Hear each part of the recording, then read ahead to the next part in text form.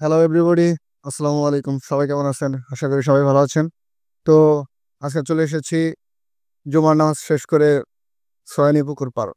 এটা হচ্ছে টাঙ্গাইল সদরের ভেতরে সয়ানী পুকুর পাড়। সাথে আছে আমার বন্ধু মোহাম্মদ মনির হোসেন। একটা ভিউ ছিল এখানে, আপনাদের সাথে শেয়ার করি। এদিকে দেখলাম সুন্দর ভিউ। তো মনির, কেমন লাগলো জায়গাটাতে এসে? ভালো, আগে থেকে ভালো। হ্যাঁ। তুমি কি এখানে প্রথম আসলা?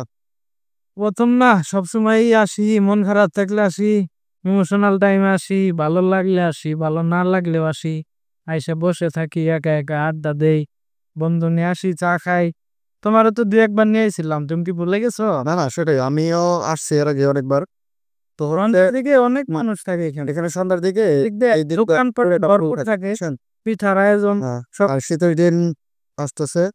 তো এই এখন আরো পাশে বাবা পিঠা, চিতই পিঠার দোকান নিয়ে বসে দোকানিরা। সুন্দর জায়গা। তো কারো যদি মন খারাপ থাকে তো এখানে আসতে পারেন, এসে একটু রিল্যাক্স করতে পারেন। সত্যি মনটা ভালো। সন্ধ্যার দিকে অনেক ভালো লাগে, হ্যাঁ, সন্ধ্যার দিক দিয়ে অনেক ভালো লাগে। মানুষজন থাকে। শুক্রবার, আজকে তো শুক্রবার, হ্যাঁ, আজকে সন্ধ্যার দিকে অনেক লোকজন আসবে। সেটা আজকে শুক্রবার তাই না? হ্যাঁ, আজকে সন্ধ্যায় এসো, অনেক লোক দেখতে পারো। হ্যাঁ, সেটাই।